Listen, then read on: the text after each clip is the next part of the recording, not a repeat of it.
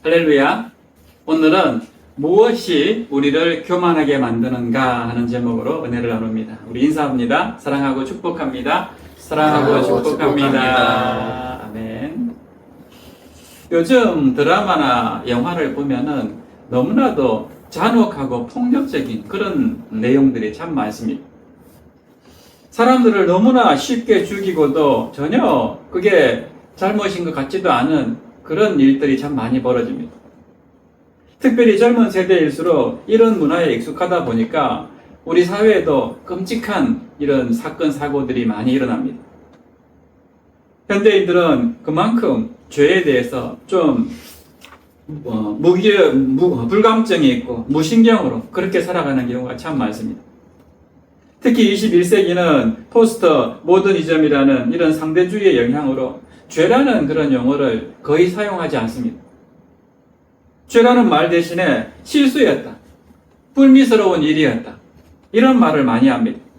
어떤 사람들도 자기가 죄를 지었으면서도 언론 앞에 나와서 제가 정말 큰 죄를 지었습니다, 이렇게 말하는 사람 본 적이 없습니다. 대부분 보면은 불미스러웠던 점에 대해서 유감스럽게 생각합니다. 그 부분은 정말 유감입니다, 이런 식으로 대충 둘러대지 제가 정말 큰 죄를 지었습니다, 이렇게 표현하는 사람을 본 적이 없습니다. 요즘 감옥이나 교도소에 가는 사람도 죄를 지어서 가는 게 아니라 내가 정말 재수가 없어서 간다, 이런 말을 합니다. 다른 사람도 그런 죄는 다 짓는데 나만 잘못해서 걸려가지고 재수가 없어서 감옥 간다, 이런 말을 합니다. 선과 악의 기준도 자기에게 좋으면 선이고 자기에게 불리하거나 안 좋으면 그건 악이라고 생각합니다. 그러나 성경은 죄라는 용어를 단호하게 사용하고 있습니다. 하나님께 순종하지 않는 행위, 하나님의 말씀대로 살지 않는 그런 모든 행위는 다 죄라고 말씀합니다.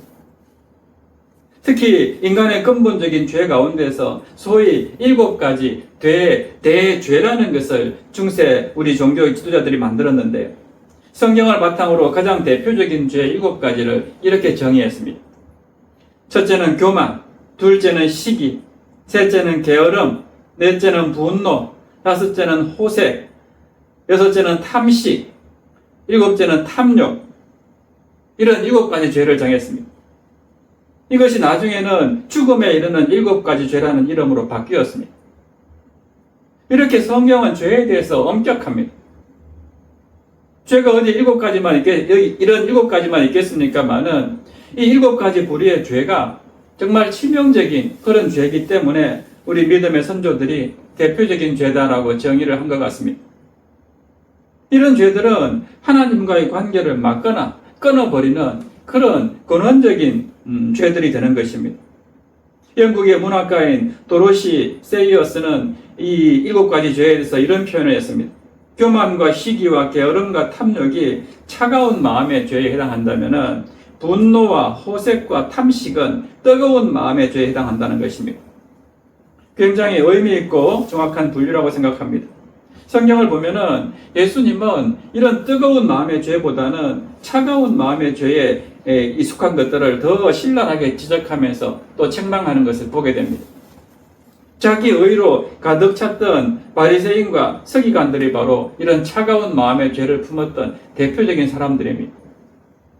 그 중에서도 그들의 치명적인 죄는 바로 교만이었습니다. 최초의 인간인 아담이 타락한 것도 바로 이 교만 때문이었습니다. 피조물인 인간이 하나님처럼 되고 싶은 그런 욕망 때문에 먹으면 반드시 죽을 것이다, 하나님은 그렇게 말씀하셨지만은 그 말씀을 거역하고 어떻게 합니까? 그만 선악과를 따서 먹고 말았던 것이죠. 하나님처럼 높아지고 싶었던 그 교만, 이것이 바로 우리 최초의 인간의 원죄였습니다. 이처럼 교만은 우리 인간의 근본적인 죄인데요, 옥스퍼드의 사상가인 C.S. 루이스도 교만에 대해서 이렇게 정의합니다. 본질적인 악, 최고의 악은 교만이다. 이에 비하면 부정과 탐욕과 술 취함과 그리고 그 외의 모든 악은 벼룩에 지나지 않는다. 토마스 아퀴나스도 비슷한 맥락으로 이야기합니다. 교만은 모든 죄악의 어머니다. 왜 그렇습니까? 이 교만이 다른 모든 죄악들로부터 결국 이 다른 모든 죄악들이 다 이 교만으로부터 나오기 때문에 그렇습니다. 그래서 우리가 성경을 보면 하나님께서도 가장 싫어하시고 미워하시는 죄가 바로 이 교만입니다. 하나님이 그렇게도 싫어하고 미워하시는 첫 번째 죄가 바로 이 교만이다 하는 것입니다. 교만이야말로 바로 회개 대상 1호입니다. 이게 오늘 본문의 메시지입니다. 인류 역사상 최강대국으로 손꼽히는 이 바벨론 제국이 하루아침에 멸망한 원인을 성경은 명확하게 밝힙니다. 그것은 그들이 교만했기 때문이다 하는 것입니다. 12절 말씀 보세요. 너 아침의 아들 계명성이여 어찌 그리 하늘에서 떨어졌으며 너 열국을 엎은 자여 어찌 그리 땅에 찍혔는고. 이 계명성은요 밤하늘에 밝게 빛나는 새벽 별을 의미하는데요 바벨론 왕을 의미합니다. 그러니까 이 바벨론 왕이 그 새벽별, 그 어두운 밤하늘에 정말 찬란하게 빛나는 계명성처럼 온 세상에서 정말 유일한 그런 존재처럼 영원할 것 같은 그런 왕으로 꼽혔는데 이 왕이 어떻게 됐습니까? 땅바닥에 떨어졌다는 것입니다. 하늘에서 떨어져서 땅에 어찌 그래 찍혔는고라고 말씀합니다. 왜 그렇게 되었습니까? 13절과 14절에서 그 이유를 밝힙니다. 내가 내 마음에 이르기를 내가 하늘에 올라 하나님의 뭇 별 위에 내 자리를 높이리라. 내가 북극 지폐의 산 위에 앉으리라. 가장 높은 구름에 올라가 지극히 높은 이와 같아지리라 하는도다. 지극히 높은 이 하나님이시잖아요. 그 하나님과 내가 같아지고 싶다는 겁니다. 얼마나 교만한 모습입니까? 이 북극 지폐의 산은 예루살렘 성전이 있는 하나님의 산 시온을 말합니다.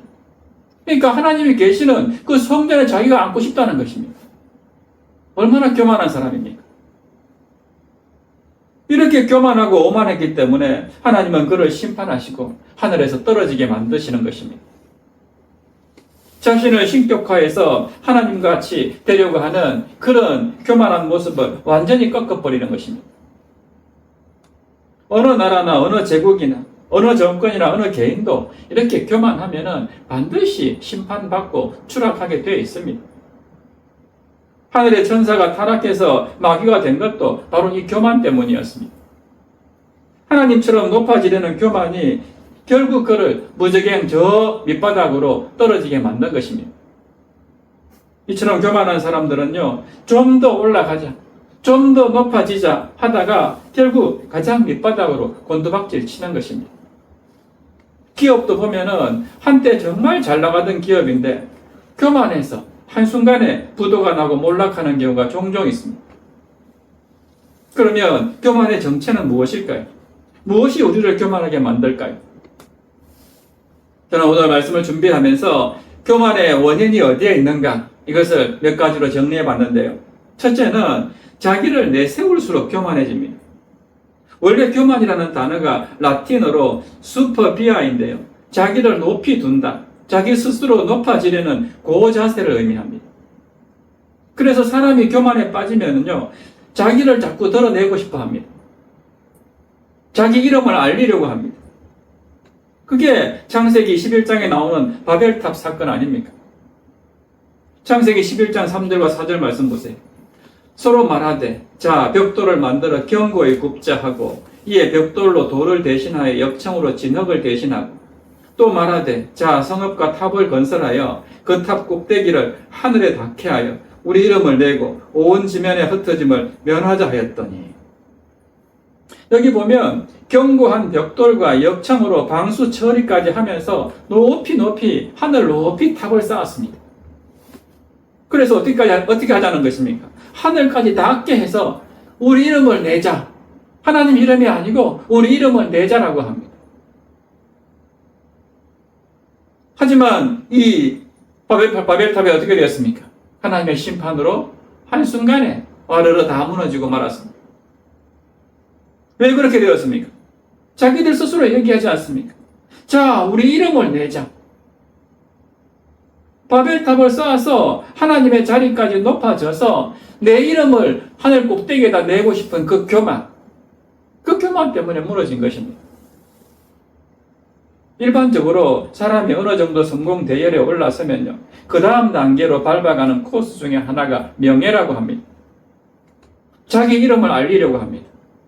그래서 역사관을 만들고 해서 거기다가 자기 이름 딱 대대손손 보관하는 거 아닙니까? 그래서 그때부터 일종의 정치를 하기 시작합니다. 정치계에 나간다는 말이 아니라 자기 이름을 알리려고 여러 가지 만나는 사람들마다 개인적인 그런 PR을 하는 거죠. 개인 정치를 하는 것입니다. 목사도 그렇습니다. 그냥 한 교회에서 하나님이 맡겨주신 교회에서 정말 성실하게 목회하기도 벅차고 힘듭니다. 그런데 자기 이름을 알리고 싶어서 지나칠 정도로 대외 정치, 다른 데 나아가서 활동을 많이 한다는 것입니다.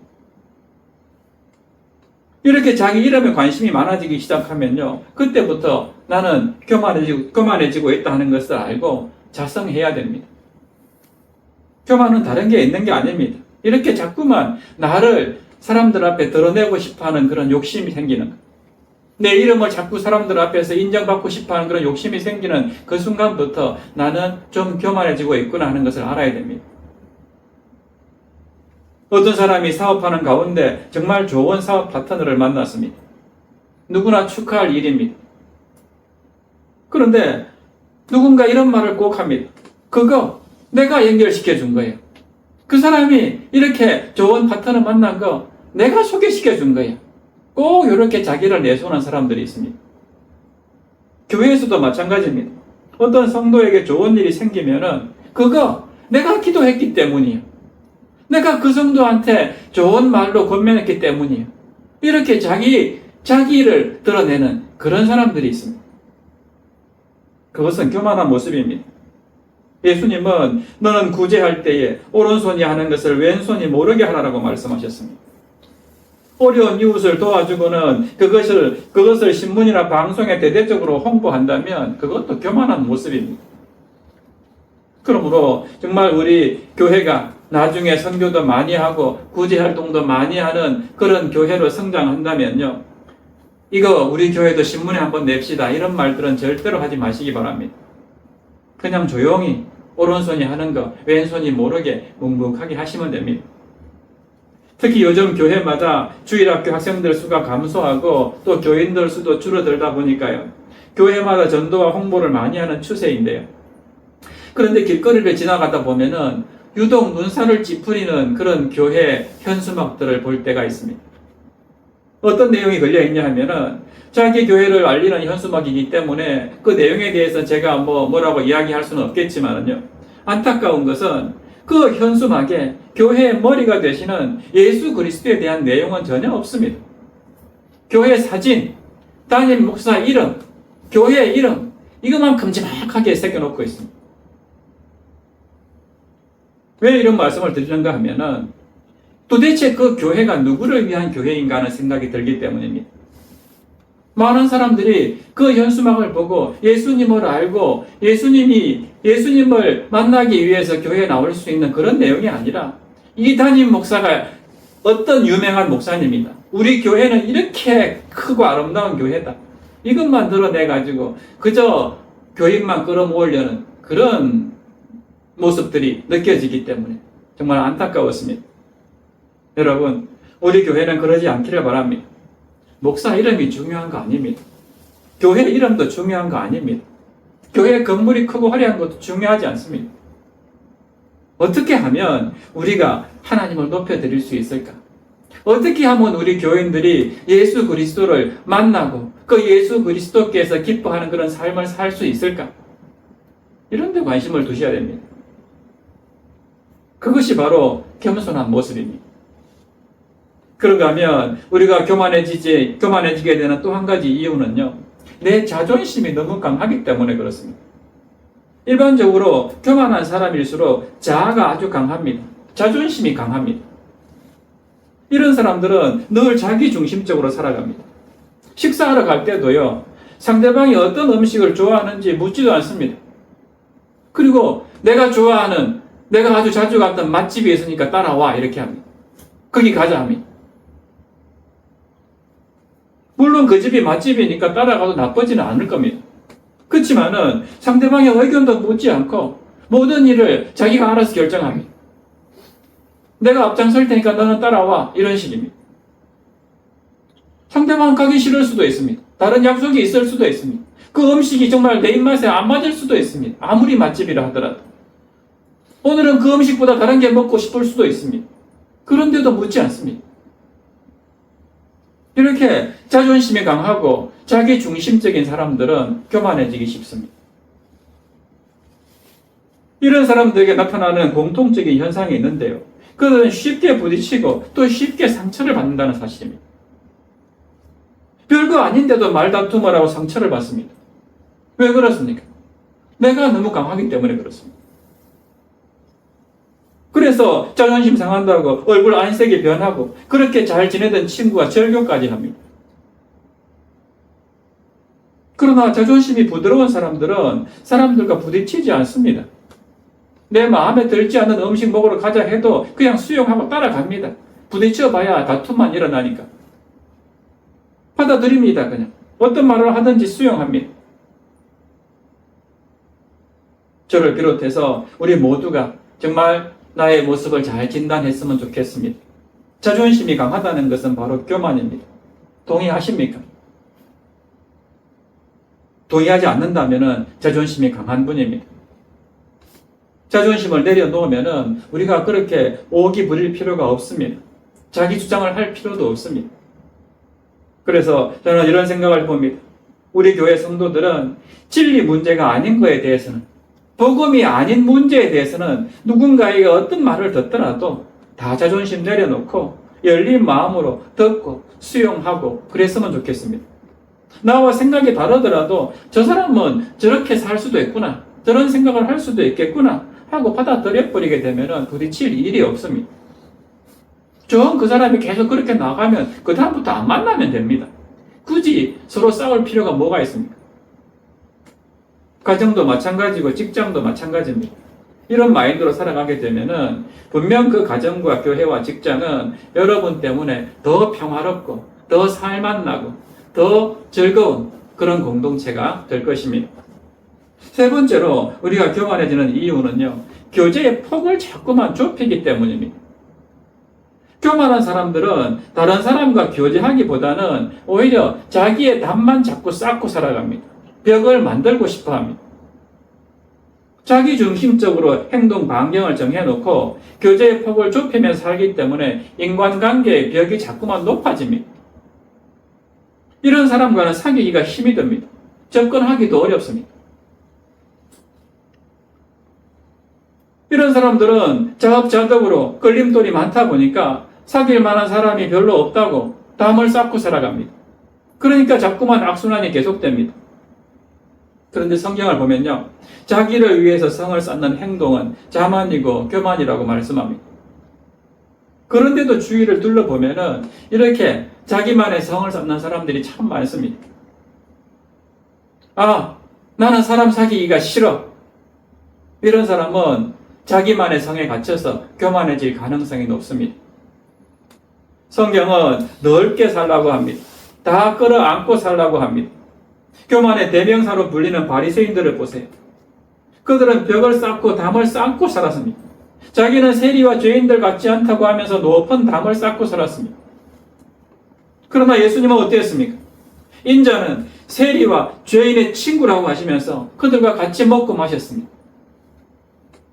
또 수고하고 무거운 짐진 자들아 다 나에게로 오라라고 하셨습니다.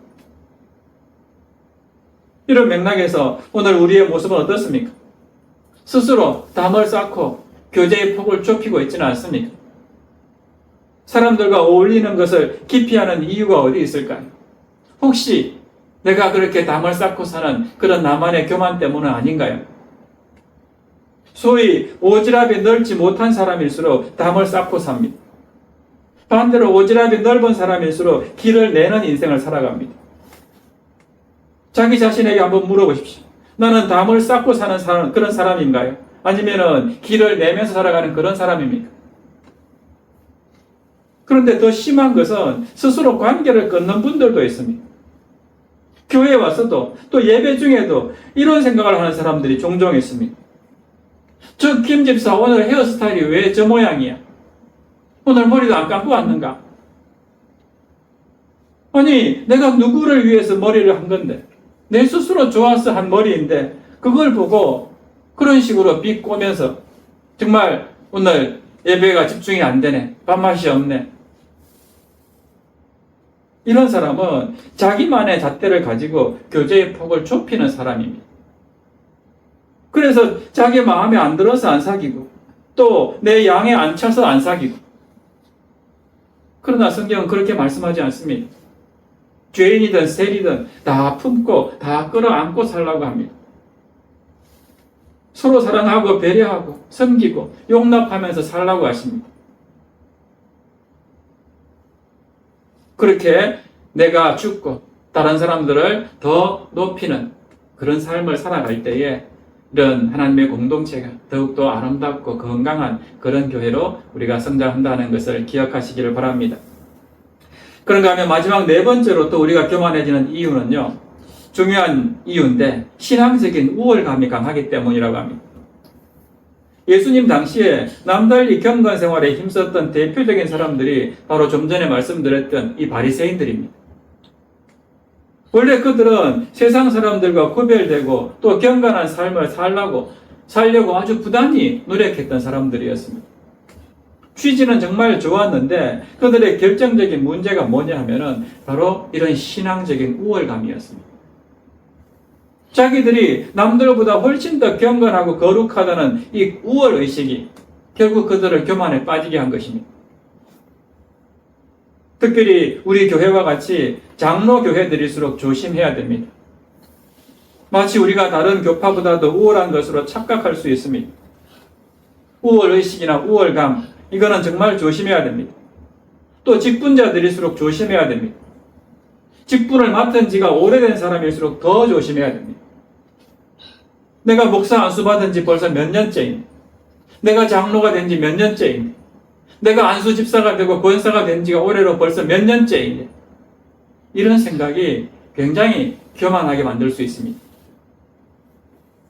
또 우리 교회와 같이 사이즈가 작은 교회는 그렇지 않지만요, 좀 규모가 큰 대형 교회를 보면은 종종 작은 교회 성도들에 대해서 신앙적인 우월감을 가지는 경우가 있습니다. 나는 어떤 교회에서 제자 훈련을 받았다든지, 나는 어떤 유명한 목사님이 내 결혼 주례였다든지, 이런 것을 언년중에 자랑하는 분들이 있습니다. 교회가 크고 담임 목사님이 누구나 다 아는 유명한 분이시면 내 신앙도 크다고 착각하는 것입니다. 과연 그렇습니까? 큰 교회 다니면 큰 신자고 작은 교회 다니면 작은 신자입니까? 우리 예수님도 그렇게 생각하실까요? 그렇다면 정말 성경 지식이 풍부했던 바리새인들은 아주 큰 신자고 죄인과 세리들은 다 죽을 신자들입니까? 그렇지 않습니다. 예수님은 바리새인에 대해서 이 독사의 새끼들이 하면 욕을 했습니다. 너희들은 절대로 구원받지 못한다고 했습니다. 그러나 죄인과 세리와 같이 정말 자기 자신을 회개하면서 치면서 복종하는 사람들은 다 구원받을 수 있다고 칭찬하셨습니다. 우리는 다 큰 교회든 작은 교회든 예수 그리스도를 믿는 한 형제 자매입니다. 그렇기 때문에 우리가 같은 교회 다니는 성도들을 어떤 교회 다닌다 해서, 어떤 작은 교회 다닌다 해서 비판하고 정죄해서는 안 됩니다. 다 한 지체로서 서로 섬기고 배려하고 사랑하는 존재인 것입니다. 그러므로 그런 교만한 말을 해서는 절대로 안 됩니다. 사도 바울은 그래서 선줄로 생각하는 자는 넘어질까 조심하라고 했습니다. 심지어 나는 날마다 죽노라라고 하면서 자기 자신이 그렇게 교만해지지 않도록 그렇게 쳐서 복종시켰습니다. 대사도인 바울조차도 이렇게 결단하면서 교만을 이기려고 했다면 오늘 저와 여러분은 어떻게 해야 되겠습니까? 사랑하는 여러분, 오늘 바벨론이 새벽 별과 같이 그 계명성처럼 찬란하게 빛나는 그런 존재였다가 순식간에 땅바닥에 떨어져서 땅에 찍혀버렸던 그 이유, 그것은 바로 그들이 교만했기 때문이었습니다. 하나님처럼 높아지고자 했던 그런 교만 때문이었습니다. 그러므로 늘 겸손하시기 바랍니다. 자기를 내세우지 말고 내 자존심을 다 버리고 또 교제의 폭을 자꾸 좁히지 말고 또 신앙적인 우월감도 다 버리시기 바랍니다. 하나님은 교만한 자를 물리치시고 겸손한 자에게 은혜를 주신다라고 말씀하셨습니다. 늘 겸손한 자세로 정말 주님의 은혜 가운데 우리의 가정과 교회와 또 일터를 평화로운 주님의 나라로 만들어가는 그 주인공들이 다 되시기를 주님의 이름으로 축원합니다.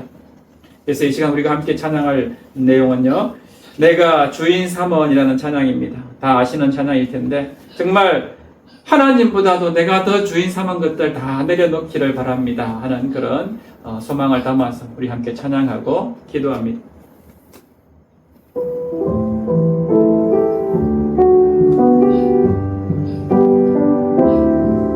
내가 주인 삼은 모든 것 내려놓고 내 주 대신 주 앞에 나가 내가 사랑했던 모든 것 내려놓고 주님만 사랑해.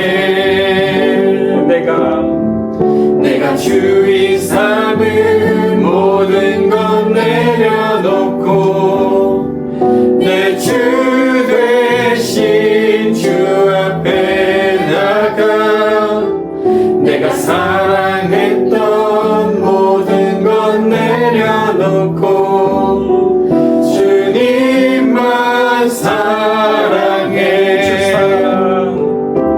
주 사랑 거친 풍랑에도 깊은 바다처럼 나를 잠잠케 해. 주 사랑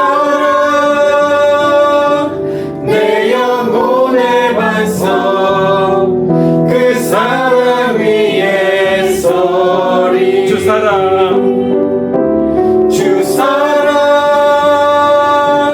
거친 풍랑에도 깊은 바다처럼 나를 잠잠케 해. 주 사랑